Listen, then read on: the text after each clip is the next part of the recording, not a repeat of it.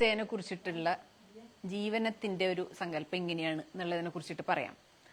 ഇവിടെ ഇപ്പൊ എല്ലാ ദിവസവും അല്ലെങ്കിൽ എപ്പോഴൊക്കെ നമ്മൾ സംസാരിക്കുന്നുണ്ട്, അപ്പോഴൊക്കെ പറയുന്ന ഒരു വിഷയമാണ് എല്ലാവരും ശരീരവുമായി ബന്ധപ്പെട്ടിട്ടുള്ള എന്തെങ്കിലും പ്രശ്നമായിട്ടാണ് ഇവിടെ എത്തുന്നത്. വേദനകളോ അങ്ങനെ എന്തെങ്കിലുമൊക്കെ വിഷയങ്ങൾ. പക്ഷെ എല്ലാവരുടെയും ശരീരത്തിന്റെ അപ്പുറത്ത് മനസ്സിന്റെ തലത്തിലും കൂടി നമ്മളൊരു അന്വേഷണം നടത്തുന്നുണ്ട്. എന്തൊക്കെയാണ് പ്രശ്നങ്ങൾ ഉണ്ടായിട്ടുള്ളത്, അങ്ങനെയുള്ളൊരു അഴിച്ചുപണി മനസ്സിന്റെ തലത്തിൽ കൂടി നടത്താനായിട്ട് നമ്മൾ ശ്രമിക്കുന്നുണ്ട്. ഇതെന്തിനു വേണ്ടിയിട്ടാണ് എന്നുള്ളതിനെ കുറിച്ചിട്ടാണ് ഇപ്പൊ പറയുന്നത്. അതായത് എല്ലാ രോഗവും അതിന്റെ ഓരോ രോഗത്തിനും കാരണങ്ങളുണ്ട് എന്നുള്ളതിനെ കുറിച്ചിട്ടും കഴിഞ്ഞ ദിവസം നമ്മൾ ഡിസ്കസ് ചെയ്തിരുന്നു. അപ്പൊ എല്ലാ രോഗത്തിന്റെയും കാരണങ്ങൾ അത് ശരീരത്തിന്റെ തലത്തിലും ഉണ്ടായിരിക്കും, മനസ്സിന്റെ തലത്തിലും ഉണ്ടായിരിക്കും. അപ്പൊ നമ്മൾ പലപ്പോഴും ശരീരത്തിൽ ഒരു ഹോർമോണൽ ഇംബാലൻസ് കാണുന്നു, അല്ലെങ്കിൽ ഒരു ഡൈജഷന്റെ ഡിസോർഡർ കാണുന്നു, അതല്ലെങ്കിൽ ജോയിൻസിന്റെ ഒരു തേയ്മാനമോ അല്ലെങ്കിൽ അങ്ങനെയുള്ള ഡീജനറേഷൻസ് കാണുന്നു. ഇങ്ങനെ പലതരത്തിലുള്ള ശാരീരികമായിട്ടുള്ള പ്രശ്നങ്ങൾ ഓരോരുത്തർക്കും ഉണ്ടാവുമ്പോൾ പലപ്പോഴും നമ്മൾ സ്വയം ചിന്തിച്ചിട്ടുണ്ടായിരിക്കില്ലേ, എന്ത് ചെയ്തിട്ടാണ് എനിക്ക് ഈ അസുഖം വന്നത് എന്നുള്ളത്. നമുക്കറിയില്ലേ. ഇപ്പൊ ഒരാൾക്ക് ഭയങ്കര കഠിനമായി അധ്വാനം ചെയ്യുന്ന ഒരാൾക്ക് നടുവേദന വരുമ്പോൾ അയാൾക്ക് ഇന്ന ജോലി കൊണ്ടാണ്, എൻ്റെ ഒരു ജീവിത രീതി ഇങ്ങനെയായിരുന്നു, അതുകൊണ്ടാണ് എനിക്ക് ഈ ഡിസ്കിന്റെ കംപ്ലൈന്റ് വന്നതെന്ന് വേണമെങ്കിൽ പറയാം. പക്ഷെ അങ്ങനെ ഇല്ലാത്ത ആളുകൾക്കും ഈ ഡിസ്കിന്റെ കംപ്ലൈന്റുകൾ വരുന്നുണ്ടല്ലോ. പ്രമേഹം അമിതമായി കഴിക്കുന്നവർക്കും അമിതമായി കഴിക്കാത്തവർക്കും അത് വരുന്നുണ്ടല്ലോ. ഒരു രോഗത്തിന്റെ ഇപ്പൊ ഹോർമോണൽ ഇംബാലൻസ്, അതിന്റെ ഒന്നും കാരണം ഞാൻ എന്ത് ചെയ്തിട്ടാണ് എനിക്ക് ഈ അസുഖം വന്നിട്ടുള്ളത്, അങ്ങനെ ഒരു ചോദ്യം പലരിലും ഉണ്ടാവില്ലേ. ഇപ്പൊ മൈഗ്രെയിൻ, എന്തുകൊണ്ടാണ് എനിക്കിങ്ങനെ മൈഗ്രെയിൻ വന്നത്, ഞാൻ നല്ല വൃത്തിക്കൊക്കെ ജീവിക്കുന്ന ഒരാളാണ്, അല്ല എന്തുകൊണ്ടാണ് എൻ്റെ ജോയിൻസിന് ഇങ്ങനെ വേദനകളും തകരാറുകളും ഒക്കെ വരുന്നത്, എന്തുകൊണ്ടാണ് എൻ്റെ ദഹനം മോശമാവുന്നത്, ഞാൻ എന്ത് ചെയ്തിട്ടാണ്, അല്ലെങ്കിൽ എന്തുകൊണ്ടാണ് ഇങ്ങനെ ഒരു മുഴ ഇന്നൊരാളുടെ ശരീരത്തിനകത്ത് വന്നിട്ടുള്ളത്, എന്തുകൊണ്ട്, അങ്ങനെ ഒരു ചോദ്യം, എന്ത് ചെയ്തിട്ടാണ് ഇതൊക്കെ ഈ ഒരു ശരീരത്തിൽ സംഭവിക്കുന്നത്, അതിന് മാത്രം തെറ്റൊന്നും ഞാൻ ശരീരം കൊണ്ട് ചെയ്യുന്നില്ലല്ലോ എന്നൊരു ചിന്ത രോഗങ്ങൾ ഉണ്ടാവുമ്പോൾ നമ്മൾ ഉള്ളിലൂടെ കടന്നു പോകുമല്ലോ. ഈ ഒരു ചോദ്യത്തിന്റെ ഉത്തരം നമുക്ക് കിട്ടണമെങ്കിൽ ആ രോഗത്തിന്റെ ശാരീരികമായിട്ടുള്ള കാരണങ്ങൾ എന്താണെന്ന് നമ്മൾ പഠിച്ച് മനസ്സിലാക്കേണ്ടതുണ്ട്, മാനസികമായിട്ടുള്ള കാരണങ്ങൾ എന്താണെന്നും മനസ്സിലാക്കാനായിട്ട് ശ്രമിക്കേണ്ടതുണ്ട്. ശാരീരികമായിട്ടുള്ള കാരണങ്ങൾ നമുക്ക് മോഡേൺ മെഡിക്കൽ ടെക്സ്റ്റ് ബുക്കുകൾ ഉപയോഗിച്ച് പഠിച്ച് മനസ്സിലാക്കാൻ പറ്റും. ഇപ്പോൾ ഒരു ഉദാഹരണം എടുക്കുകയാണെങ്കിൽ ഒരു PCOD എന്ന് പറഞ്ഞൊരു പ്രശ്നം എടുത്തു കഴിഞ്ഞാൽ അതൊരു ഹോർമോണൽ ഇംബാലൻസ് ആണെന്നും അവിടെ ഇൻസുലിൻ റെസിസ്റ്റൻസ് പോലെയുള്ള പ്രശ്നങ്ങൾ ഉണ്ടാവുന്നുണ്ടെന്നും അങ്ങനെയുള്ള ഫിസിക്കലായിട്ട് ഇന്ന മാറ്റങ്ങൾ സംഭവിച്ചതിന്റെ ഭാഗമായിട്ടാണ് ഇങ്ങനൊരു ഗ്രോത്ത് എൻ്റെ ശരീരത്തിൽ കാണുന്നത്, ഈ പോളിസിസ്റ്റിക് ഓവറി കാണുന്നതെന്ന് ഫിസിക്കലായിട്ടുള്ള രോഗകാരണങ്ങൾ നമുക്ക് വലിയൊരു പരിധിവരെ കണ്ടെത്താനായിട്ട് സാധിക്കും. മനസ്സിന്റെ തലത്തിലേക്ക് അന്വേഷിച്ചു കഴിഞ്ഞാൽ അവിടെയും കാരണങ്ങൾ കണ്ടെത്താൻ പറ്റും. അവിടെ സോൾവ് ആകാതെ കിടക്കുന്ന ട്രോമകൾ, അല്ലെങ്കിൽ ഉള്ളാലെ ഇപ്പോഴും നിലനിൽക്കുന്ന കുറെ കോൺഫ്ലിക്റ്റുകൾ, അല്ലെ കുറേയധികം ഭയമുണ്ടാക്കിയിട്ടുള്ള ഇൻസിഡൻസ്, അല്ലെങ്കിൽ കുറേയധികം നാണക്കേടുണ്ടാക്കിയിട്ടുള്ള ഭയങ്കര ഷെയിംഫുള്ളായിട്ടുണ്ടായിട്ടുള്ള ഇൻസിഡൻസ്, ഇതൊക്കെ ഈ PCOD പോലെയുള്ള പ്രശ്നങ്ങൾക്ക് കാരണമാണ്. അപ്പൊ അവിടെ ഒരു രോഗത്തിന്റെ തന്നെ ഈ രണ്ട് ഭാഗങ്ങളും നമ്മൾ കണ്ടെത്തിയാലല്ലേ ഈ ഒരു പ്രത്യേക രോഗത്തെ പൂർണ്ണമായിട്ട് നമുക്ക് ഭേദാക്കാൻ പറ്റുള്ളൂ. അല്ലാതെ ഇപ്പൊ ഇൻസുലിൻ റെസിസ്റ്റൻസ് ആണ് ഇതിന്റെ പ്രധാന കാരണം എന്ന് കണ്ടെത്തി മിക്കവാറും PCOD ഉള്ള എല്ലാവർക്കും കൊടുക്കുന്ന മരുന്ന് ഒന്ന് തന്നെയാണ്. ആ മരുന്ന് മാത്രം കഴിക്കും, ആ മരുന്ന് ഗുണകരമല്ല എന്നല്ല, പക്ഷെ അവിടെ ഇൻസുലിൻ റെസിസ്റ്റൻസ് എന്ന് പറയുന്ന പ്രശ്നം കുറയുന്നുണ്ട്, ബാക്കിയും കുറെ പ്രശ്നങ്ങൾ അവിടെ കിടക്കുകയല്ലേ. ഫിസിക്കലായിട്ട് തന്നെ വീണ്ടും കുറെ വിഷയങ്ങൾ അവിടെ കിടക്കുന്നു, മനസ്സിന്റെ തലത്തിലുണ്ടായിട്ടുള്ള വിഷയങ്ങളും അവിടെ കിടക്കുന്നു. അപ്പൊ അവിടെ അതൊന്നും സോൾവായി പോകുന്നില്ല എന്നുള്ളത് കൊണ്ട് എന്തുണ്ടാവും, നമുക്ക് താൽക്കാലികമായിട്ടുള്ള ഒരു റിലീഫ് ഉണ്ടായി എന്നൊരു തോന്നൽ ഉണ്ടാവുകയും ചെയ്യും, എന്നാൽ രോഗം അവസാനിക്കുകയുമില്ല. ഇപ്പൊ രോഗത്തിന്റെ എല്ലാ വേരും കണ്ടെത്തി പൊട്ടിച്ചു കഴിഞ്ഞാൽ മാത്രമേ ഇനി ഇതില്ല എന്ന് നമുക്ക് പറയാനായിട്ട് സാധിക്കുള്ളൂ. പ്രത്യേകിച്ച് ഇവിടെ മനസ്സിനും കൂടി ഇത്രയും പ്രാധാന്യം കൊടുക്കുന്നത് എന്താന്ന് വെച്ചാല്, പഴയ കാലത്തെ മനുഷ്യരുടെ ജീവിത രീതിയല്ല ഇന്ന് നമ്മുടേത്. പഴയ കാലത്ത് ജീവിതം ഏതാണ്ട് ഒരുപോലെയൊക്കെ തന്നെയായിരുന്നു. ഒരാളുടെ തുടക്കം മുതൽ അവസാനം വരെ വലിയ കയറ്റിറക്കങ്ങളൊന്നും ഇല്ലാതെ, ഇപ്പൊ പട്ടിണിയാണെങ്കിൽ ഏതാണ്ട് അങ്ങനെയൊക്കെ തന്നെ അയാളുടെ ലൈഫ് മുഴുവൻ അങ്ങനെ പോകും. അതിൽ അയാൾക്ക് ഭയങ്കര ഇടയ്ക്ക് വെച്ചിട്ട് ഭയങ്കര സ്ട്രെസ്സുകൾ വരാനോ ഭയങ്കര സന്തോഷങ്ങൾ വരാനോ ഭയങ്കര ദുഃഖങ്ങൾ വരാനോ ഉള്ള സാധ്യതകളൊന്നുമല്ല. ഏതാണ്ട് ഒരു പ്രത്യേക രീതിയിൽ വലിയ കയറ്റിറക്കങ്ങൾ ഇല്ലാതെയുള്ള ചെറിയ ഓളം വെട്ടൽ മാത്രമേ ഉണ്ടായിരുന്നുള്ളൂ. പക്ഷെ ഇന്ന് നമുക്ക് അങ്ങനെയല്ല, അല്ലാത്ത കയറ്റിറക്കങ്ങൾ. ഇന്ന് ഭയങ്കര സന്തോഷമാണെങ്കിൽ നാളെ അതിനേക്കാൾ വലിയ ആഴത്തിലേക്ക് നമ്മുടെ മനസ്സ് കൈവിട്ടു പോകുന്നുണ്ട്. വീണ്ടും അടുത്തൊരു സമയത്ത് നമുക്ക് വലിയ ഒരു ആവേശവും സന്തോഷമൊക്കെ ആയിരിക്കാം. പക്ഷെ പഴയ കാലത്തെ അപേക്ഷിച്ചു നോക്കുമ്പോൾ ഈ പറയുന്ന ആകസ്മികതകൾ വളരെയധികം കൂടി, നമുക്ക് അവിചാരിതമായിട്ട് സംഭവിക്കുന്ന സംഭവങ്ങളുടെ എണ്ണം കൂടുതലാ. പണ്ട് അങ്ങനെയില്ല. അപ്പൊ ഈ അവിചാരിതമായി വന്ന് ചേരുന്ന നേരത്തെ പറഞ്ഞ ഈ ട്രോമകളോ അല്ലെങ്കിൽ ഭയങ്കര ഷോക്കുകളോ അല്ലെങ്കിൽ വല്ലാത്തൊരു കോൺഫ്ലിക്റ്റിൽ പെട്ടെന്ന് അകപ്പെടേണ്ടി വരികയോ ഇങ്ങനെയുള്ള വിഷയങ്ങൾ ഇടയ്ക്കിടയ്ക്ക് വരുമ്പോൾ ഇത് നമ്മുടെ കോശതലത്തിൽ അവശേഷിപ്പിക്കുന്ന ഒരു സ്ട്രെസ്സുണ്ട്. അത് നമ്മുടെ ശരീരത്തിൽ ഉള്ള ഓരോ സിസ്റ്റത്തെയും ഓരോ ഓർഗനെയും ഡാമേജ് ചെയ്യിപ്പിക്കുന്നുണ്ട്. ആ ഡാമേജ് നമ്മുടെ സ്ട്രെസ് മാറിയതുകൊണ്ട് കോശതലത്തിലുണ്ടായ അല്ലെങ്കിൽ ഒരു ഓർഗനിലുണ്ടായ ഡാമേജ് മാറുമോ? ഇല്ല. നമ്മൾ നല്ലൊരു സ്ട്രെസ്സിലൂടെ കടന്നു പോകുന്നു. ആ സ്ട്രെസ്സിൽ കടന്നു പോകുന്ന സമയത്ത് നമുക്ക് വലിയ പിരിമുറുക്കം തന്നെ, വലിയ ബുദ്ധിമുട്ടാണ്. ആകെ നെഞ്ചത്തൊക്കെ ആകെ കനം വരുന്നു, നെഞ്ച് വേദനിക്കുന്നു, വയറ് കാളുന്നു, പൊള്ളുന്നു, തല പൊട്ടിപ്പൊളിയുന്ന പോലെ തോന്നുന്നു. പലതരത്തിലുള്ള അസ്വസ്ഥതകൾ നമുക്കുണ്ടാവാം. പക്ഷെ കുറച്ച് സമയത്തിന് ശേഷം, ചിലപ്പോൾ കുറച്ച് ദിവസങ്ങൾ എടുത്തിട്ടോ എങ്ങനെയാണെങ്കിലും ആ സ്ട്രെസ് അവസാനിക്കുന്നുണ്ട്. ഒരുപക്ഷെ പുറമെ എന്താണോ ആ പ്രശ്നത്തിന്റെ കാരണം അത് സോൾവായി പോകുന്നത് കൊണ്ടായിരിക്കാം, അല്ലെങ്കിൽ നമ്മൾ അതുമായിട്ട് പൊരുത്തപ്പെടാൻ പഠിക്കുന്നത് കൊണ്ടായിരിക്കാം. എന്തായാലും ഇത് മനസ്സിന്റെ തലത്തിൽ സോൾവായി. പക്ഷേ ഈ ഒരു പ്രത്യേക സ്ട്രെസ് ഉണ്ടായ സമയത്ത് ശരീരത്തിൽ ഉണ്ടായിട്ടുള്ള, നമ്മുടെ അവയവങ്ങൾക്കുണ്ടായിട്ടുള്ള വലിയ തകർച്ചയുണ്ട്, വലിയ ഡാമേജ് ഉണ്ട്. ഇതൊന്നും തിരിച്ച് റിവേഴ്സ് ചെയ്യിപ്പിക്കാൻ നമുക്കറിയില്ല. അറിയില്ല എന്ന് മാത്രമല്ല, ഇപ്പൊ മനസ്സിൽ ഇങ്ങനെ ഓട്ടോമാറ്റിക്കായിട്ട് നോർമൽ അവസ്ഥയിലേക്ക് മനസ്സ് വരുന്നത് പോലെ ശരീരത്തിന് അത്ര എളുപ്പം വരാൻ സാധിക്കുകയില്ല. ഇത് ഡാമേജ് ആയി എന്നുള്ള വസ്തുത നമുക്ക് അറിയുകയുമില്ല.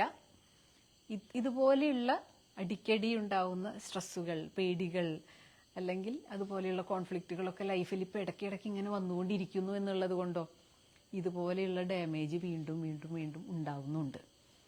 അപ്പൊ നമ്മളെല്ലാം ഇപ്പോഴും മനസ്സിലാക്കേണ്ട ഒരു കാര്യം, ഇപ്പൊ ഇവിടെ ജീവനത്തിൽ ഈ ചികിത്സിക്കുമ്പോൾ ശരീരത്തെയും മനസ്സിനെയും ഒരുപോലെ പ്രാധാന്യം കൊടുത്ത് ചികിത്സിക്കുന്നതിന്റെ കാരണം ഇതാണ്.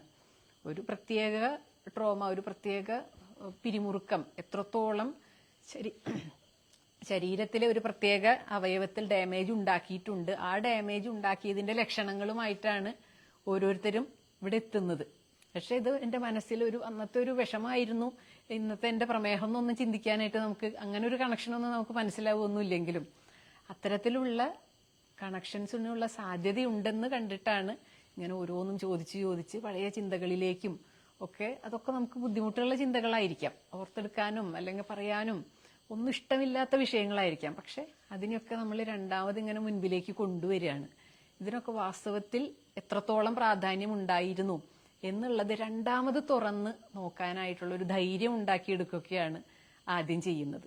അപ്പോൾ രണ്ടാമത് ആർട്ടിഫിഷ്യലി നമ്മൾ അതിനെ വീണ്ടും തുറന്ന് പരിശോധിക്കുമ്പോൾ അവിടെ ഈ ഒരു പ്രത്യേക പിരിമുറുക്കമുള്ള സമയത്ത് നമുക്ക് എത്രത്തോളം ഭീകരമായിട്ടായിരുന്നു ആ ഒരു പ്രശ്നത്തെ കാണാനായിട്ട് സാധിച്ചിരുന്നത്, അതുപോലെയൊന്നുമല്ല യഥാർത്ഥത്തിലുള്ള അവസ്ഥ എന്ന് തിരിച്ചറിയാനായിട്ട് നമുക്ക് സാധിക്കുന്നുണ്ട്. അപ്പൊ എന്താണെന്ന് വെച്ചാൽ എത്ര വലിയൊരു പ്രശ്നമായിരുന്നെങ്കിലും വാസ്തവത്തിൽ ഇത്രയേ ഉള്ളൂ അല്ലേ, അത്രയേ ഉണ്ടായിരുന്നുള്ളൂ അല്ലേ എന്ന രീതിയിലേക്ക് ഈ നിമിഷത്തിലാണ് നമ്മുടെ ചിന്തയിൽ ഒരു കറക്ഷൻ വരുത്തുന്നത്. പിന്നെ അതിന്റെ അടുത്ത ഘട്ടമാണ് ശരീരത്തിൽ അന്ന് ഈ സ്ട്രെസ് ഉണ്ടാക്കിയിട്ടുള്ള ഡാമേജിനെ റിവേഴ്സ് ചെയ്യിപ്പിക്കുക എന്ന് പറയുന്നത്. അത് നമ്മുടെ ചികിത്സയുടെ അടുത്ത ഘട്ടമാണ്. ഈ ട്രോമ ഹീലിംഗിന് കുറെ ഘട്ടങ്ങളൊക്കെ ഉണ്ട്. അപ്പൊ അടുത്ത ഘട്ടത്തിലേക്ക് കയറുമ്പോൾ അവിടെ എന്താ സംഭവിക്കുന്നത്, ശരീരത്തിൽ കറക്ഷൻ തുടങ്ങി. ആദ്യം മനസ്സിൽ കറക്ഷൻ നടത്തുന്നു, പിന്നെ ശരീരത്തിലേക്ക് കറക്ഷൻ നടത്താനായിട്ട്, ഇത് ശരീരമാണ് ചെയ്യുന്നത്, നമ്മളല്ലല്ലോ. നമ്മുടെ ബുദ്ധി വെച്ചിട്ട് ശരീരത്തിന്റെ അകത്ത് എന്തെങ്കിലും പണി നടത്താൻ പറ്റുമോ? സർജറി നടത്താൻ പറ്റില്ല. പക്ഷെ ശരീരം ആ ഒരു കറക്ഷൻ തുടങ്ങും. ആ കറക്ഷൻ തുടങ്ങുമ്പോൾ എന്ത് സംഭവിക്കും, ശാരീരികമായിട്ടുള്ള ബുദ്ധിമുട്ടുകളായിരിക്കും അനുഭവപ്പെടുക. തല കറങ്ങുന്ന പോലെ, തലവേദനിക്കുന്ന പോലെ, നെഞ്ച് താളൽ വരുന്നത് പോലെ, വയറിന് സുഖമില്ല, പുറം വേദനിക്കുന്നു, പുറം കഴിക്കുന്നു, അങ്ങനെയൊക്കെയുള്ള ശാരീരികമായിട്ടുള്ള അസ്വസ്ഥതകൾ എപ്പോഴാണ് തുടങ്ങുന്നത്? ശരീരത്തിൽ നേരത്തെ പറഞ്ഞ നമ്മുടെ കോശതലത്തിൽ അവിടെ അവശേഷിച്ചു പോകുന്ന ഡാമേജുകൾ, ഒരു സ്ട്രെസ് ഉണ്ടായി, അവിടെ ഒരു സെല്ലുലാർ ലെവലിലടക്കം സ്ട്രെസ് ഉണ്ടായി, ആ സ്ട്രെസ് അവിടെ ഉണ്ടാക്കിയിട്ടുള്ള ഡാമേജുകളെ ശരീരം കറക്റ്റ് ചെയ്യാൻ തുടങ്ങുമ്പോൾ അതുമായി ബന്ധപ്പെട്ട് ബുദ്ധിമുട്ടുകൾ വരും. അപ്പോൾ അവിടെ ഒരു ക്രൈസിസ് വരുമ്പോൾ നമ്മളിപ്പോൾ എന്താ ചെയ്യേണ്ടത്? വളരെയധികം സന്തോഷമായിട്ടിരിക്കണം. കാരണം ഇപ്പോൾ ശരീരം ഏറ്റെടുത്തിരിക്കുന്നു, നല്ല ക്ഷീണം വരുന്നു, ഒട്ടും തന്നെ തല പൊക്കാനായിട്ട് തോന്നുന്നില്ല, അല്ലെങ്കിൽ ഭയങ്കര സ്ട്രെസ് ഉള്ള പോലെ തോന്നുന്നു, അല്ലെങ്കിൽ കഴുത്താകെ കഴയ്ക്കുന്നു എന്നൊക്കെ പറയുമ്പോൾ ഇതിനൊന്നും കാരണങ്ങളൊന്നും നമ്മൾ കാണുന്നില്ല. ഒരു പ്രത്യേക ദിവസം ഇന്നലെ വരെ വളരെ നോർമലായി വളരെ ഹെൽത്തി ആയിട്ട് ഇരുന്നിരുന്ന ഒരാൾ ഒരു പ്രത്യേക സമയം തൊട്ടിട്ട് ആകെ ഡള്ളായി, വയറിന് സുഖമില്ല, തലയ്ക്ക് വേദനയുണ്ട്, അങ്ങനെയൊക്കെ ഫുൾ നെഗറ്റീവായി, ഫുൾ ഒരു ആരോഗ്യക്കുറവിൻ്റെ ഒരു വൈബാണ്. പക്ഷെ അത് കുറച്ച് മണിക്കൂറുകൾ കഴിഞ്ഞു, അല്ലെങ്കിൽ ചിലപ്പോൾ കുറച്ച് ദിവസങ്ങൾ കഴിയുമ്പോൾ ശരീരം അവിടെ ഒരു കറക്ഷൻ നടത്തുന്നു. അപ്പോൾ ആ കറക്ഷൻ എന്ന് പറയുന്നത് അവിടെ ഒരു പെർമനൻ്റ് ആയിട്ടുള്ള കറക്ഷനുള്ള സാധ്യതയുള്ളത്. കാരണം അവിടെ ശരീരം സ്വയം ചെയ്യുന്നു എന്ന് പറയുമ്പോൾ അവിടെ ഒരു ന്യൂറോപ്ലാസ്റ്റിക് ചേഞ്ച് സംഭവിക്കുന്നുണ്ട്. നമ്മുടെ ചിന്തയുടെ തലത്തിൽ ഒരു കറക്ഷൻ നടക്കുക എന്നുള്ളതിനേക്കാൾ നമ്മുടെ ബ്രെയിനിൻ്റെ ഒരു സ്ട്രക്ചറിൽ ചെറിയ മാറ്റങ്ങൾ വരികയാണ്. ഒരു വലിയ സ്ട്രെസ് വന്നപ്പോൾ ഒരു റീവയറിങ് അന്ന് അവിടെ നടന്നിട്ടുണ്ട്, ഒരു പ്രത്യേക തരത്തിൽ ഒരു ചേഞ്ച് അവിടെ സംഭവിച്ചു. അപ്പോൾ ആ ഒരു ചേഞ്ച് സംഭവിച്ചതിന് ശേഷം പിന്നെ ഒരിക്കലും നമ്മൾ റിയലായിട്ടുള്ള നമ്മളെ കണ്ടിട്ടില്ല, സെൻസ് ചെയ്തിട്ടില്ല. പെട്ടെന്നൊരു മാസ്ക് വിടും. ഓരോ ട്രോമയ്ക്കും ശേഷം നമുക്കൊരു മാസ്ക് വിടും. ഓരോ ഭയത്തിന് ശേഷം മാസ്ക് നല്ലതോ ചീത്തയോ എന്നുള്ളതല്ല, അത് നമുക്കൊരു തരത്തിൽ നല്ലതൊക്കെ തന്നെയായിട്ടാണ് നിൽക്കുന്നത്. പക്ഷെ ഇപ്പോൾ ഒരു വലിയൊരു ഭയത്തിലൂടെ കടന്നുപോയി. പിന്നെ ആ ഭയം കഴിഞ്ഞതിന് ശേഷമുള്ള നമ്മൾ മറ്റൊരാളാണ്. നമ്മുടെ യഥാർത്ഥത്തിലുള്ള ആ ഒരു രൂപത്തെ മറച്ചിരിക്കുന്നു.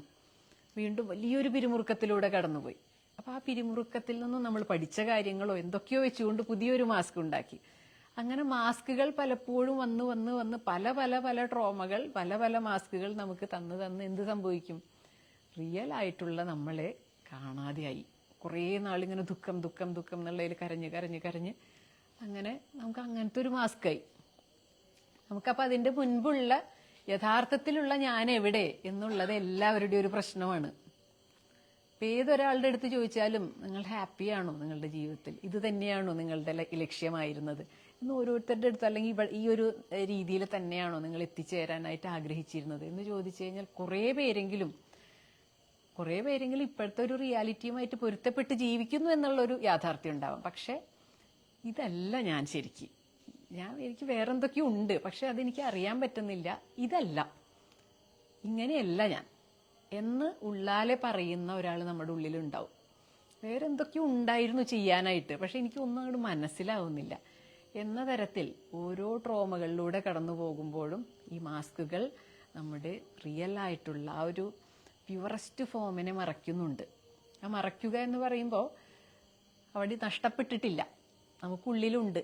പക്ഷെ ആ ഒരു ഇന്നസെൻസിന് മുറിവ് പറ്റാതിരിക്കാൻ വേണ്ടിയിട്ട് നമ്മൾ മറ്റൊരു മാസ്ക് ഇട്ടിരിക്കുന്നു എന്ന് മാത്രം.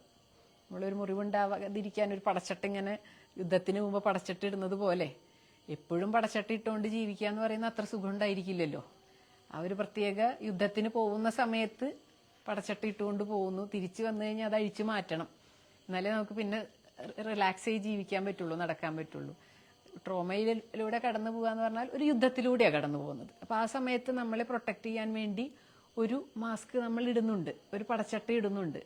പക്ഷെ തുടർന്നുള്ള ജീവിതം, നമ്മുടെ യുദ്ധമൊക്കെ തീർന്നു, ആ പിരിമുറുക്കം കഴിഞ്ഞു, പക്ഷെ തുടർന്നുള്ള ജീവിതത്തിലും നമ്മൾ ആ ഒരു മാസ്ക് ഇട്ടുകൊണ്ട് പടച്ചട്ട ഇട്ടുകൊണ്ട് തന്നെ ജീവിക്കേണ്ടി വരുന്നു എന്ന് പറയുന്നത് വാസ്തവത്തിൽ ശരീരത്തിന് ഒട്ടും സുഖകരമല്ല. അപ്പോൾ ആ സുഖകരമല്ലായക നമ്മൾ എങ്ങനെയൊക്കെ കാണും? അസുഖങ്ങളായിട്ടും പല രീതിയിലൊക്കെ നമ്മൾ അനുഭവിക്കുന്നു. അപ്പം ഇപ്പം നമ്മൾ ഇവിടെ എന്താ ചെയ്യുന്നത്? ഓരോ പടച്ചട്ടയായിട്ട് അഴിച്ചു മാറ്റുകയാണ്. ഇത്രയധികം പ്രൊട്ടക്ഷൻ ഇനി ആവശ്യമില്ല. നിങ്ങൾക്കിപ്പോൾ പടച്ചട്ട ഇല്ലാതെ തന്നെ സ്വയം സംരക്ഷിക്കാനായിട്ടുള്ള ശേഷിയായി. നിങ്ങൾ വളർന്നു, ശരീരം കൊണ്ടും വളർന്നു, ബുദ്ധി കൊണ്ടും വളർന്നു, എല്ലാറ്റിനുള്ള പ്രാപ്തിയായി എന്ന് ആർക്ക് മനസ്സിലാവണം? ഉള്ളിൽ ഭയപ്പെട്ടിരിക്കുന്ന നമുക്ക് ഏറ്റവും ആ പ്യുവറസ്റ്റ് ഫോം ആയിട്ടുള്ള നമുക്ക് മനസ്സിലാവണം. അതിനു വേണ്ടിയിട്ടാണ് ഓരോന്നും ചിന്തിച്ചെടുക്കേണ്ടതുണ്ട്. ഓരോന്നിനായിട്ട് നമുക്കിങ്ങനെ പറിച്ചു കളയേണ്ടതുണ്ട്. ഓരോ ഹൃദയത്തിൽ തറച്ച മുള്ളുകൾ എന്നാണ് ഞങ്ങൾ ഇതിനെ പറയുന്നത്. മുള്ളുകൾ ഓരോന്നും പറിക്കുമ്പോൾ വേദനയൊക്കെ ഉണ്ടാവും. പക്ഷെ വേദന ഉണ്ടാവുന്ന കരുതിയിട്ട് നമ്മൾ തറച്ചൊരു മുള്ളിനെ പറിച്ച് കളയാതിരിക്കില്ലല്ലോ. ഓരോ മുള്ളായിട്ട് പറിച്ച് കളയണം. അത് അധിക വേദന ഇല്ലാതെ എങ്ങനെ പറിക്കാം, അതിന് വേണ്ടിയിട്ടുള്ള ഒരു സിറ്റുവേഷനാണ് ചികിത്സയെ കൂടിയൊക്കെ ഉണ്ടാക്കിക്കൊണ്ടിരിക്കുന്നത്. നമുക്ക് നോർമൽ നമ്മുടെ കുടുംബത്തിൽ ജീവിക്കുന്ന സമയത്ത് ഇങ്ങനെ ഒന്നും സാധിക്കില്ല, ട്രോമ ഹീലിംഗ് സാധിക്കില്ല. കാരണം നമുക്ക് പ്രസന്റിൽ വളരെ ആക്റ്റീവായിരിക്കേണ്ടതായിട്ട് വരുന്നുണ്ട്. ഇവിടെ നമുക്ക് പ്രസന്റ് കാര്യമായിട്ടില്ല, ഫ്യൂച്ചർ ഒട്ടും തന്നെ ഇല്ല. അപ്പോൾ ഈ പാസ്റ്റ് പ്രസന്റിലേക്ക് വരും. നമ്മൾ വളരെ കഷ്ടപ്പെട്ട് ഓർത്തെടുക്കുന്ന കാര്യങ്ങളൊന്നുമല്ല. ഇവിടെ പല ട്രോമകൾ ഇങ്ങനെ ഓർത്തെടുക്കുന്നു എന്നൊക്കെ പറയുമ്പോഴേ എന്ത് കഷ്ടപ്പെട്ട് കഴിഞ്ഞാലും മിക്കവാറും കാര്യങ്ങളൊന്നും നമുക്ക് ഓർമ്മ വരില്ല. പക്ഷെ ഇവിടെ വെച്ച് ഇപ്പം ആദ്യത്തെ ഒരു ദിവസം ഒന്നും ഓർമ്മയില്ല എന്നൊരാൾ പറഞ്ഞാലും പിറ്റേ ദിവസം തൊട്ട് പലതും പലതും പലതും ഇങ്ങനെ ഓർമ്മ വരുന്നു. അപ്പോൾ അവിടെ മനസ്സിലാക്കേണ്ടത് ഇത് കളയേണ്ടവയാണ്. അങ്ങനെ കളയാനൊരു ചാൻസ് കിട്ടുമ്പോൾ നമ്മുടെ ബ്രെയിൻ തന്നെ എല്ലാ ഓർമ്മകളെയും നമുക്കിങ്ങനെ ഇട്ട് തരികയാണ്.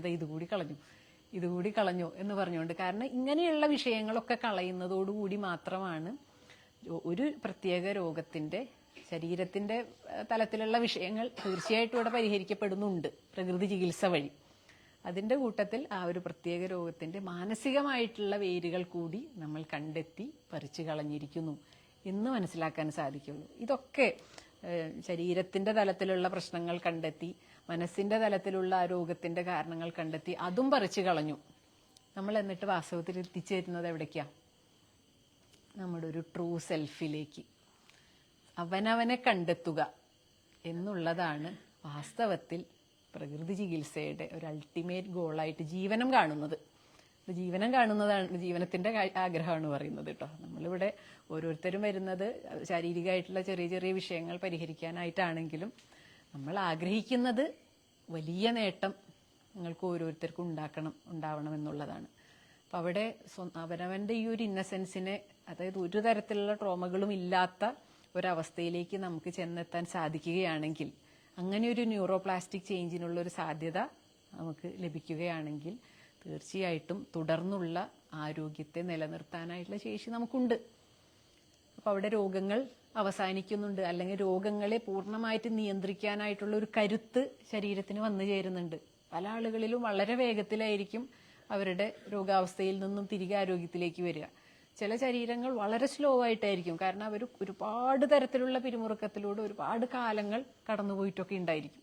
പല ആളുകളിലും വ്യത്യസ്തമായിട്ടുള്ള രീതിയിലാണ് ഉണ്ടായിരിക്കുക. അപ്പോൾ ഒരാളുടെ ഇപ്പോൾ ഇന്നയാളുടെ പെട്ടെന്ന് വ്യത്യാസം വന്നല്ലോ, അയാളുടെ കാൽമുട്ടിന് വേഗം വേദന മാറിയല്ലോ, എൻ്റെ എന്താ മാറാത്തത് എന്നുള്ള ചോദ്യത്തിന് അവിടെ പ്രസക്തിയൊന്നുമില്ല. ഇത് ശരീരം തീരുമാനിക്കുന്നതാണ്. നമുക്കാകെ എന്താ ചെയ്യാൻ പറ്റുന്നത്? നമുക്കാകെ ചെയ്യാൻ പറ്റുന്നത് ഇന്നതൊക്കെയാണ് കാരണങ്ങൾ എന്ന് കണ്ടെത്തുന്നു. ആ കാരണങ്ങളെ പരിഹരിക്കാനായിട്ടുള്ള വഴികൾ ഇന്ന വഴികളിലൂടെയൊക്കെ പോയി കഴിഞ്ഞാൽ ഇത് പരിഹരിക്കാം എന്നുള്ളത് നിർദ്ദേശിക്കുന്നു. സ്വയമാണത് പരിഹരിക്കുന്നത്.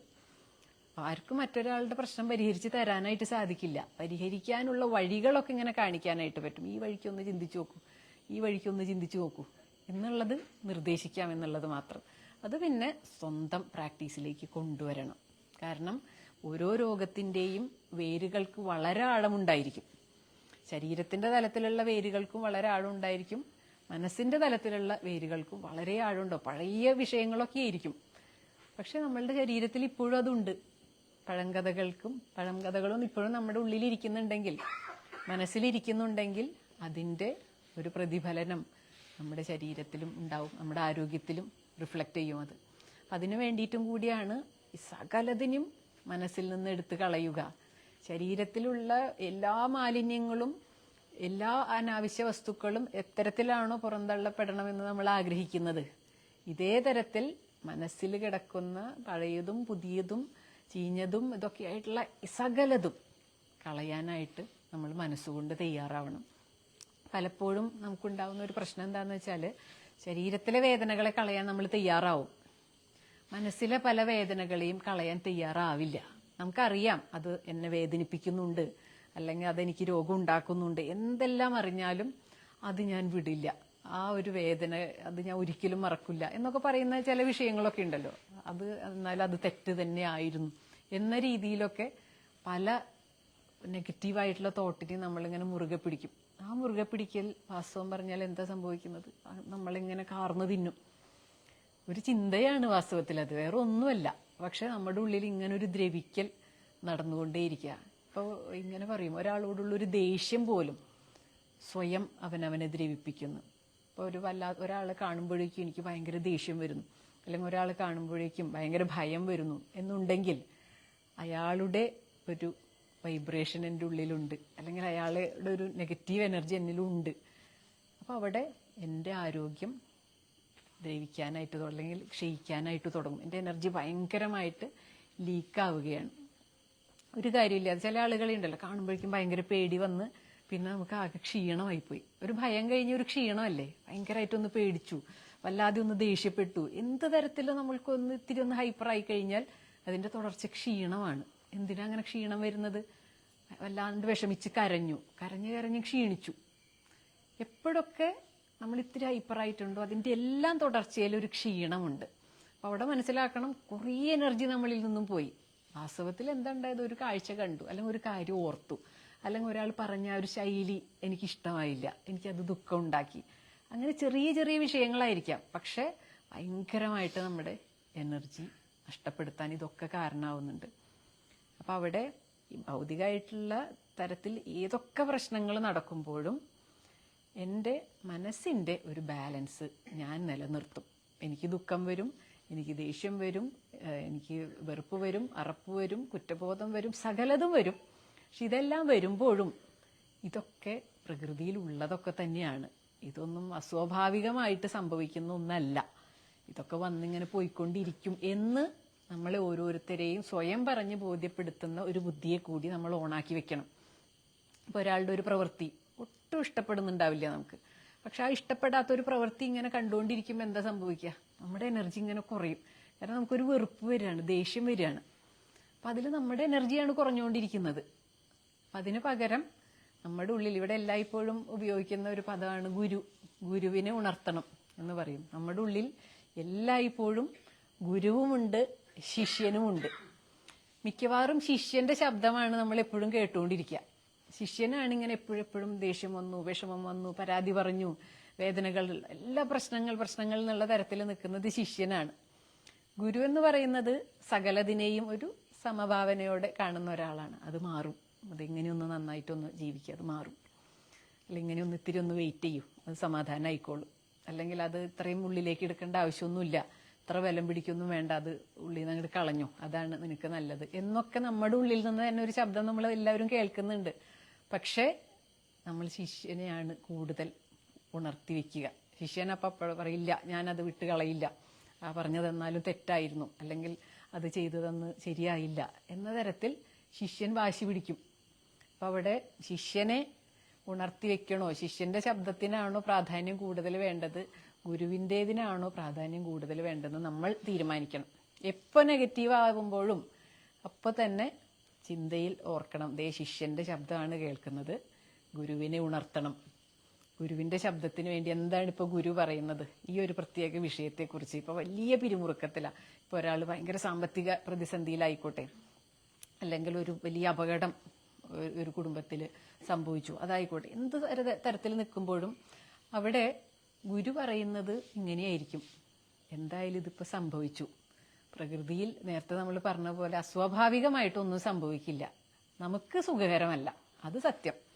നമുക്ക് ഒട്ടും സന്തോഷവും സുഖവും നൽകുന്ന കാര്യങ്ങളല്ല ഈ സംഭവിച്ചിട്ടുള്ളത്. പക്ഷെ മനസ്സ് കൈവിട്ടു പോവാൻ മാത്രം ഇടിവ് വരുത്തണ്ട, ഇത് പ്രകൃതിയിൽ സംഭവിക്കേണ്ടതായിരുന്നു എന്ന തരത്തിൽ മാത്രം മനസ്സിലാക്കുക, എന്നിട്ട് സമാധാനിക്കുക എന്ന തരത്തിലൊരു ശബ്ദം നമ്മുടെ ഉള്ളിൽ നിന്നുണ്ട്. കാരണം എല്ലാ ജീവികൾക്കും പ്രകൃതിയിലുള്ള ഒരു എന്താണ് പറയുന്നത്, ഉള്ളാലെയുള്ളൊരു ബോധമുണ്ട്. ആർജിത വിജ്ഞാനം അല്ലാതെ ഉള്ളാലെയുള്ളൊരു ബോധമുണ്ട്. ആ ഒരു ബോധത്തിൽ ഈ പറയുന്ന ഈ നടക്കുന്നതെല്ലാം ശരികളാണ് എന്ന് അംഗീകരിക്കാനുള്ളൊരു ശേഷിയുണ്ട്.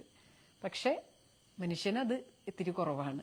പലതും സംഭവിച്ചു കഴിഞ്ഞാലും ഇല്ല, അത് സംഭവിക്കാൻ പാടില്ലാത്തതായിരുന്നു എന്ന് നമ്മൾ നിർബന്ധം പിടിക്കുകയും അതിൽ ദീർഘകാലം ദുഃഖിക്കുകയും അതിന്റെ ഭാഗമായിട്ട് രോഗികളായി തീരുകയും ഇതിന്റെ ഭാഗമായിട്ടാണ് ഞാൻ രോഗിയായതെന്ന് ഒരാൾക്ക് മനസ്സിലായാൽ പോലും അതിനെ വിട്ടുകളയാതിരിക്കുകയും ചെയ്യും. അപ്പോൾ ഇന്ന് നമ്മൾ ആരോടോ ഡിസ്കസ് ചെയ്യുമ്പോൾ ഇങ്ങനെ പറയുണ്ടായി, ഒരു അടിമയ്ക്ക് അടിമയുടെ ചങ്ങലയോട് പ്രേമമുണ്ട്.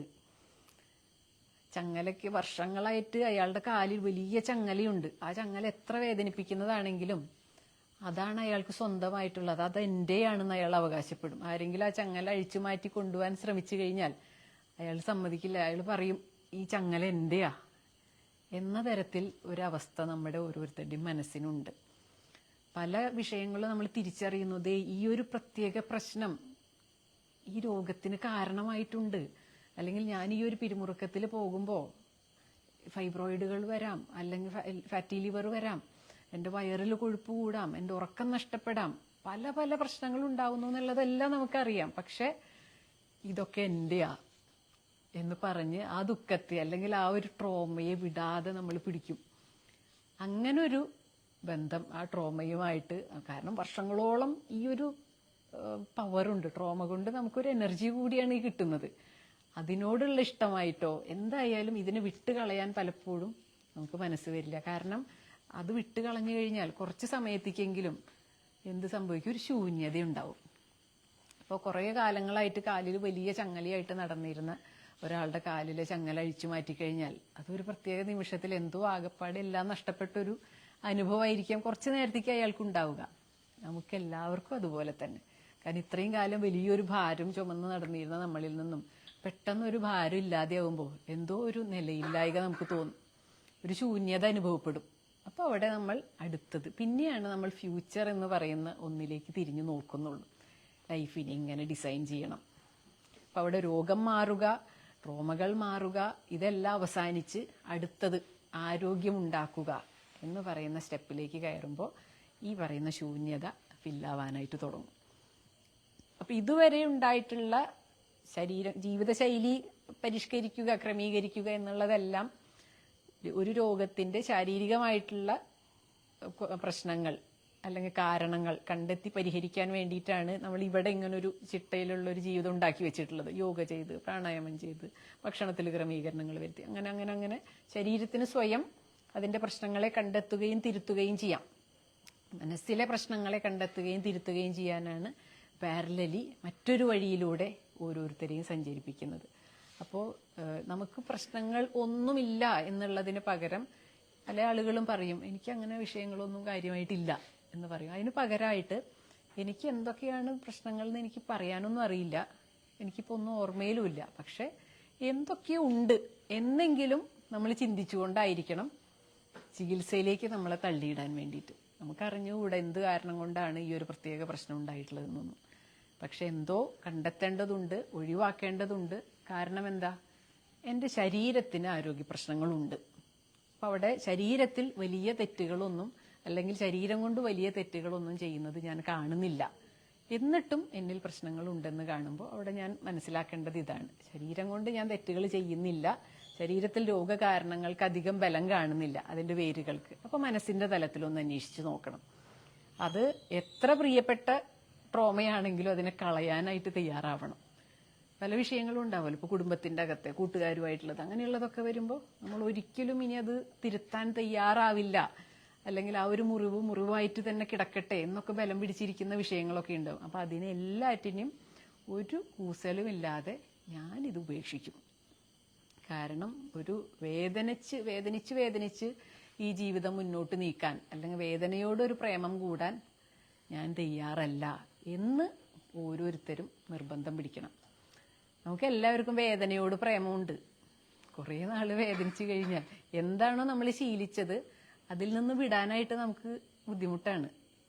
അപ്പൊ ആ ഒരു ഒന്നിൽ നിന്നൊന്ന് പതുക്കെ നിർബന്ധപൂർവ്വം നമ്മളെ വിടുവിക്കാൻ വേണ്ടി നമ്മൾ സ്വയം വാശി പിടിക്കണം. അത് ഏത് തരത്തിലുള്ള ഒരു കോൺഫ്ലിക്റ്റും ആയിക്കോട്ടെ, ഏത് തരത്തിലുള്ള ട്രോമയായിക്കോട്ടെ, അല്ലെങ്കിൽ ആരുടെ വാക്കുകളോ എന്ത് വേണമെങ്കിലും ആയിക്കോട്ടെ, എന്തായാലും എൻ്റെ ലൈഫിൽ ഇതെനിക്ക് രോഗമുണ്ടാക്കുന്നതാണെങ്കിൽ ഞാനത് ഉപേക്ഷിക്കും എന്നൊന്ന് വാശി പിടിച്ചു കഴിഞ്ഞാൽ നമുക്ക് ഈ രണ്ട് തലവും ഒരുപോലെ ഹീൽ ചെയ്യാം എന്ന് മാത്രമല്ല, നേരത്തെ പറഞ്ഞ നമ്മുടെ ഒരു അൾട്ടിമേറ്റ് ലക്ഷ്യം എന്ന് പറയുന്നത് അവനവനെ കണ്ടെത്തുക, അവനവനെ സെൻസ് ചെയ്യുക എന്നുള്ളതാണ്. നമുക്ക് എല്ലാവർക്കും ചെറുപ്പകാലത്ത് അങ്ങനെ ഒരു ശേഷി ഉണ്ടായിരുന്നു. ചെറിയ കുഞ്ഞുങ്ങളായിരുന്ന സമയത്ത്, ഒരു ട്രോമയും ഇല്ലാത്ത കാലത്ത്, നമ്മുടെ ലോകം എല്ലാതും നമ്മുടേത്, എല്ലാതും നല്ലത്, എല്ലാ മനുഷ്യരും നല്ലവര്, അങ്ങനെ സകലത്തിലൊരു സൗന്ദര്യം കാണാൻ പറ്റുന്ന ഒരു കാലം എല്ലാ മനുഷ്യരിലും ഉണ്ട് കുട്ടിക്കാലത്ത്. ഇതുപോലെയുള്ള മുറിവുകൾ വന്നു തുടങ്ങുന്നത് വരെ. മുറിവുകൾ വന്നു തുടങ്ങിക്കഴിഞ്ഞാൽ ആ കുഞ്ഞിനെ അങ്ങോട്ട് സേഫ് ആക്കാൻ വേണ്ടി ഒരു മാസ്ക് ഇട്ട് മറയ്ക്കും. പിന്നെ അതിനെ സെൻസ് ചെയ്യാൻ പറ്റുന്നില്ല. പക്ഷെ നമ്മളിങ്ങനെ ഓരോ മാസ്കും കളഞ്ഞ് അഴിച്ചഴിച്ച് ആ ഒരു ഇന്നസെൻസിലേക്കാണ് എത്തിച്ചേരേണ്ടത്. പിന്നീടുള്ള ലൈഫ് തീർച്ചയായിട്ടും വളരെയധികം സന്തോഷം നിറഞ്ഞതായിരിക്കും, ആരോഗ്യം നിറഞ്ഞതുമായിരിക്കും. പിന്നെ ആരോഗ്യത്തിന് വേണ്ടി നമ്മൾക്ക് എന്ത് വേണമെങ്കിലും അല്ലെങ്കിൽ സന്തോഷത്തിന് വേണ്ടി ലൈഫിനെ എങ്ങനെ ഡിസൈൻ ചെയ്യാം എന്നുള്ളത് നമുക്ക് ഓരോരുത്തർക്കും തീരുമാനിക്കാനുള്ള കരുത്ത് കിട്ടും. അങ്ങനെ ഡിസൈൻ ചെയ്യാനും സാധിക്കും. ഇതാണ് ഇന്നത്തെ കഥ. ഇനി ഇതിലെന്തെങ്കിലും ചർച്ചകളൊക്കെ ഉണ്ടോ? ഈ ട്രോമയിലൂടെ കടന്നുപോയ ബ്രെയിനിൽ എങ്ങനെ നമ്മൾ ഈ ഒരു മാസ്ക് ഇടുന്നെന്ന് പറഞ്ഞു, അപ്പൊ ആ ബ്രെയിൻ എങ്ങനെ നമുക്കത് പഴയതുപോലുള്ള ഫംഗ്ഷൻ എങ്ങനെ കൊണ്ടുവരാൻ പറ്റും? പഴയതുപോലെ നേരത്തെ പറഞ്ഞ ഒരു റീവയറിംഗ് സംഭവിക്കുന്നു എന്ന് പറഞ്ഞല്ലോ. ഒരു ട്രോമ ഉണ്ടാവുന്ന സമയത്ത് ഉണ്ടാവുന്ന ചില ന്യൂറോപ്ലാസ്റ്റിക് ചേഞ്ചുകളുണ്ട്. ഇതേ രീതിയിൽ നമ്മൾ ആ ട്രോമേനെ വീണ്ടും റീക്രിയേറ്റ് ചെയ്യുന്നത് അതിനു വേണ്ടിയിട്ടാണ്. കൃത്രിമമായിട്ട് അതേ തരത്തിലുള്ള ഒരു സ്ട്രെസ് നമ്മൾ ഉണ്ടാക്കുന്നു. പക്ഷെ ആ സ്ട്രെസ്സിൽ നമുക്ക് അന്നത്തേത് ഇവിടെ നമുക്ക് ഈ നേരത്തെ പറഞ്ഞ ഗുരുവും കൂടി ഓണായി നിൽക്കുന്നുണ്ട്. ഇപ്പോൾ നല്ല ബോധത്തിലുള്ള ഒരാളും നിൽക്കുന്നുണ്ട്. എന്നാൽ അന്നത്തെ അതേ സ്ട്രെസ് അനുഭവിക്കുന്ന ഒരാളെയും നമ്മൾ ഓണാക്കുന്നുണ്ട്. രണ്ടിനും ഒരേ സമയത്താണ് ഓണാക്കി കൊണ്ടുവരുന്നത്. അപ്പം അന്നുണ്ടായിട്ടുള്ള എല്ലാ ഫിസിക്കൽ സ്ട്രെയിനുകളും നമുക്കുണ്ടാവുന്നു. ആ ഒരു സമയത്ത് ഇതേ രീതിയിലുള്ള ഒരു ന്യൂറോപ്ലാസ്റ്റിക് ചേഞ്ച് നമ്മുടെ ബ്രെയിനിൽ സംഭവിക്കുന്നുണ്ട്. അതെങ്ങനെയാണ് സംഭവിക്കുന്നതെന്ന് ചോദിച്ചു കഴിഞ്ഞാൽ ഒരു ഐഡിയ ഇല്ല. കാരണം അന്നുണ്ടായിട്ടുള്ള അന്ന് പറഞ്ഞു തന്നില്ലേ, നമ്മുടെ അമിഗ്ഡാലയ്ക്ക് ഉണ്ടാവുന്ന ഒരു ഓവറായിട്ടുള്ള ഇടയ്ക്കിടയ്ക്ക് ഉണ്ടാവുന്ന ഒരു സ്റ്റിമുലേഷൻ, അല്ലെങ്കിൽ ഭയങ്കര ഇമ്മീഡിയറ്റ് ആയിട്ട് സ്ട്രെസ് റെസ്പോൺസ് നടത്തുന്ന ഒരു ഓർഗനാണത്. അപ്പോൾ അതിന് വരുന്ന ഒരു നംനെസ്, അത് ഈ പറയുന്ന ഒരു മാസ്കിങ്ങിന് കാരണമാവുന്നുണ്ട്. അപ്പം അത് തന്നെ അൺമാസ്കിങ്ങിന് വേണ്ടി ഉപയോഗിക്കുന്നതും ഇതേ പ്രഷറിനെ റീക്രിയേറ്റ് ചെയ്തുകൊണ്ടാണ്. അതെങ്ങനെയാണ് പ്രഷർ ഉണ്ടാകുമ്പോൾ അവിടെ ഒരു ന്യൂറോപ്ലാസ്റ്റിക് ചേഞ്ച് സംഭവിക്കുന്നതെന്ന് ചോദിച്ചു കഴിഞ്ഞാൽ അത് ഇനി കണ്ടെത്തേണ്ടിയിരിക്കുന്നു. പക്ഷെ അങ്ങനെ ഒന്ന് സംഭവിക്കുന്നുണ്ട്. അതിൻ്റെ ഭാഗമായിട്ട് മാത്രമാണ് പെട്ടെന്നൊരു ഹോർമോണൽ ബാലൻസ് വന്നു ചേരുന്നു, അല്ലെങ്കിൽ ഒരു പെയിനുള്ള ഒരാൾക്കാണെങ്കിൽ പെട്ടെന്ന് ആ പെയിൻ ഇല്ലാതെയാവുന്നു. എല്ലാം സഡനായിട്ടാണ് തലകീഴ് മറിയുന്നതായിട്ട് കാണുന്നത്. ഇന്ന് വരെ വേദനയുള്ള ഒരാൾക്ക്, അല്ലെങ്കിൽ ഇന്ന് വരെ ഇന്നൊരു രോഗമുള്ള ഒരാൾക്ക് ഈ ഒരു പ്രത്യേക ഒരു ചികിത്സയ്ക്ക് ശേഷം പെട്ടെന്ന് അത് അവസാനിക്കുന്നു എന്ന് പറയുന്നത് ഇങ്ങനൊരു ചേഞ്ച് സംഭവിച്ചിട്ടുള്ളത് കൊണ്ട് മാത്രം. ടെസ്റ്റുകളിലെല്ലാം വേറൊരു റിസൾട്ട് പോസിറ്റീവായിട്ടുള്ള അവസ്ഥയിലേക്ക് വരുന്നു. അപ്പം അതെല്ലാം ഇങ്ങനൊരു ട്രീറ്റ്മെൻറ്റിലൂടെ കടന്നുപോയതിന് ശേഷം മാത്രം. അതെല്ലാം വളരെ സൂക്ഷ്മമാണ്. അത്രയും ചെറിയ സമയത്തിനുള്ളിൽ സംഭവിക്കുന്നതാണ്. അതായത് സെക്കൻഡ്സിലോ അല്ലെങ്കിൽ അതിനേക്കാൾ കുറഞ്ഞ സമയത്തോ ആണ് നമുക്കൊരു പ്രത്യേകമായിട്ടുള്ള ചേഞ്ച് ഒരു വലിയ ട്രോമയിലൂടെ കടന്നു പോകുമ്പോൾ സംഭവിക്കുന്നത്. അത് റിവേഴ്സ് ചെയ്യുമ്പോഴും അതുപോലെ തന്നെയാണ് സംഭവിക്കുന്നത്. അപ്പം അതിൽ നമുക്ക് കൃത്യമായിട്ട് ഫിസിക്കലി ഒരു ഫീല് വരും, എന്തോ ഒന്ന് മാറി എന്ന് പറയുന്നത് ശരീരത്തിൻ്റെ തലത്തിൽ, നമ്മുടെ നെഞ്ചത്തും നമ്മുടെ തലയിലും ഒക്കെ എന്തോ അങ്ങനെ ഒരു ഫീല് ഓരോരുത്തർക്കും വരും. അതൊരു സ്പെഷ്യൽ ഫീലായിരിക്കും. അത് എക്സ്പീരിയൻഷ്യലാണ്. അത് ഓരോരുത്തർക്കും അത് എക്സ്പീരിയൻസ് ചെയ്യാനായിട്ട് പറ്റും. ഇതിലൂടെ നമ്മൾ അത്രയും ഡീപ്പർ ലെവലിൽ കടന്നു പോകാൻ തയ്യാറായി കഴിഞ്ഞാൽ. പക്ഷെ പലരും അങ്ങനെ തയ്യാറാവില്ല. കാരണം ഇതിന് ഇത്തിരി എഫേർട്ടുണ്ട്. ഞാനിവിടെ എപ്പോഴും പറയില്ലേ, നമ്മുടെ ചികിത്സ എന്ന് പറയുന്നത് ഒരു തപസ്സാണ്. നമ്മളിങ്ങനെ ഇതിലൊരു പ്രത്യേക വിഷയത്തിൽ ഇങ്ങനെ ധ്യാനിക്കണം. ഓരോ വിഷയവും ഞാൻ ഇങ്ങനെ ചിന്തിക്കാനൊക്കെ പറയുമ്പോൾ പിന്നെ നമ്മൾ അടുത്തൊരു സമയത്ത് നമ്മൾ ഇരിക്കുന്നത് വരെ ഇതേ വിഷയത്തിൽ ഇങ്ങനെ ചിന്തിച്ച് നമ്മൾ ആ ഒരു ലോകത്തേക്ക് അങ്ങോട്ട് കടന്നു പോകേണ്ടതുണ്ട്. കാരണം അവിടെ എന്തോ കണ്ടെത്തേണ്ടതുണ്ട്, അല്ലെങ്കിൽ അവിടെ എന്തോ ഒരു കറക്ഷൻ നടക്കേണ്ടതുണ്ട്. അത് തനിയെ നടക്കേണ്ടതാ. തനിയെ നമ്മൾ അതിലേക്ക് കടക്കാനായിട്ട് നമ്മുടെ മനസ്സിനെ മറ്റു വിഷയങ്ങളിൽ നിന്നും വിടുവിച്ചാൽ മാത്രമേ അതിലേക്ക് പോവുള്ളൂ. നമ്മളിപ്പോൾ ഉള്ള വിഷയങ്ങളുമായിട്ട് ബന്ധപ്പെട്ട് നിൽക്കുമ്പോൾ മനസ്സിനെ രണ്ടായിട്ട് പോകാൻ പറ്റില്ലല്ലോ, വേറൊരു വഴിക്ക് പോകാൻ പറ്റില്ല. അങ്ങനെ നിൽക്കുമ്പോഴാണ് ആ ഒന്നിലേക്ക് എത്തിപ്പെടാനായിട്ട് സാധിക്കുക. എല്ലാവർക്കും എത്തിപ്പെടാൻ സാധിക്കും, പക്ഷെ നമ്മൾ മനസ്സിനെ അങ്ങോട്ട് അനുവദിക്കണം അങ്ങനൊരു ധ്യാനാത്മകമായിട്ടുള്ള ഒന്നിൽ നിൽക്കാനായിട്ട്. അങ്ങനെ ഒന്നിനു വേണ്ടിയാണ് ശരിക്കും ഇവിടെ ഇപ്പോൾ രാവിലെ 6 തൊട്ട് 9 വരെയുള്ള എല്ലാ പരിപാടി നോക്കിക്കഴിഞ്ഞാലും യോഗ ശരീരത്തിലേക്ക് ശ്രദ്ധ തിരിച്ചു, മെഡിറ്റേഷൻ ശരീരത്തിലേക്കും മനസ്സിലേക്ക് ശ്രദ്ധ തിരിച്ചു, പ്രാണായാമം വീണ്ടും ശരീരത്തിലേക്ക് ശ്വാസത്തിലേക്ക്, ഓരോന്നും ഇങ്ങനെ അവനവനിലേക്ക് ശ്രദ്ധ തിരിക്കാനായിട്ടുള്ള പ്രാക്ടീസുകൾ അസകലതും.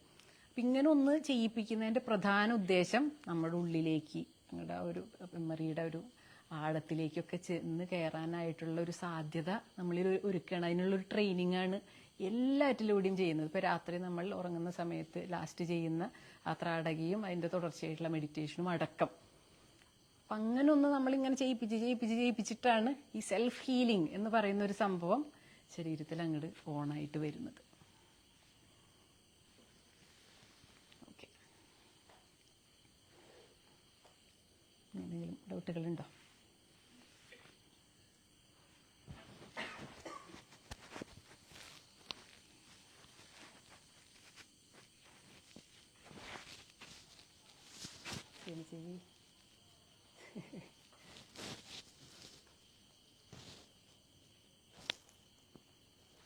ശരി.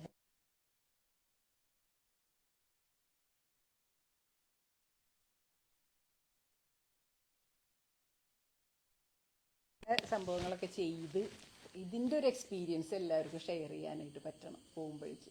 ഇതുപോലെ ഒന്നിലൂടെ കടന്നുപോയിട്ട് അപ്പം നമ്മൾ ഫുൾ ഒരു സ്വാതന്ത്ര്യം കിട്ടിയിട്ടാണ് ഇവിടെ നിന്ന് ഇറങ്ങുന്നത് എന്നുള്ളത് പറയാനായിട്ട് പറ്റും.